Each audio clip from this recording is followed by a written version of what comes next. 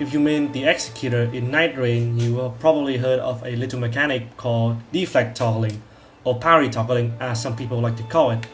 Personally, I like to call it deflect toggling, so that is what I will be referring to it as in this video. If you do not know what deflect toggling is, here is a quick rundown of it. Normally, when you want to deflect as the Executor, you would have to hold down triangle and press L2 to unsheath his cursed sword. In this stance, you can press L1 to deflect incoming enemy attacks, just like that.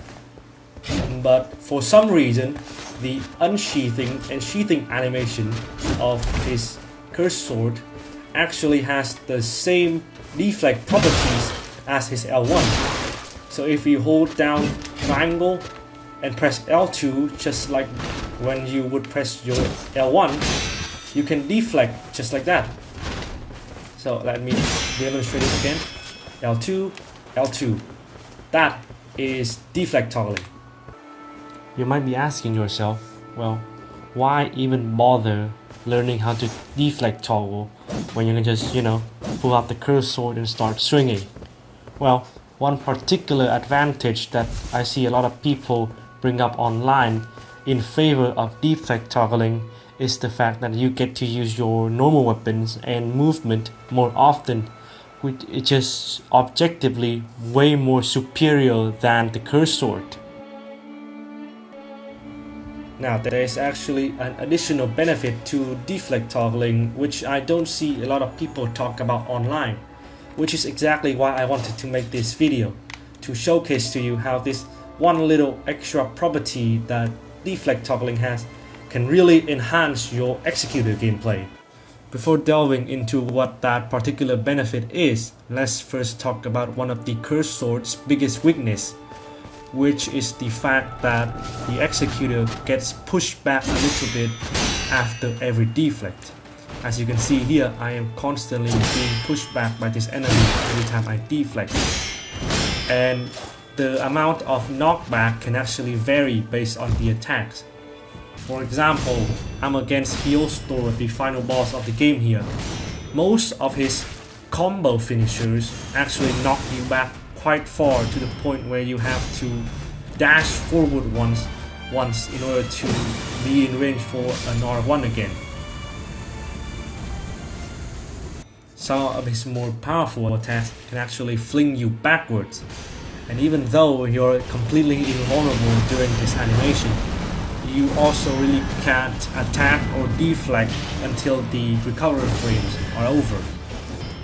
As you can see in the first example, being knocked back out of melee range means that I have to spend my precious time dashing back towards him before getting to attack him. And it's even worse when you get flung back because you can't even dash out of that.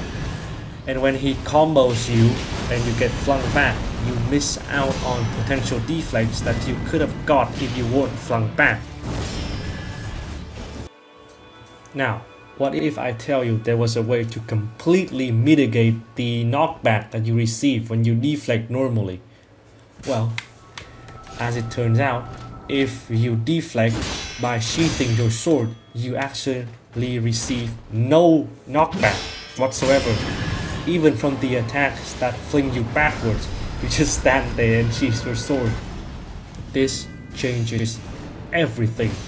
All those attacks that you were unable to pull off because you had to spend time dashing, or all those deflects that you missed because you were stuck in the flung back animation, all gone.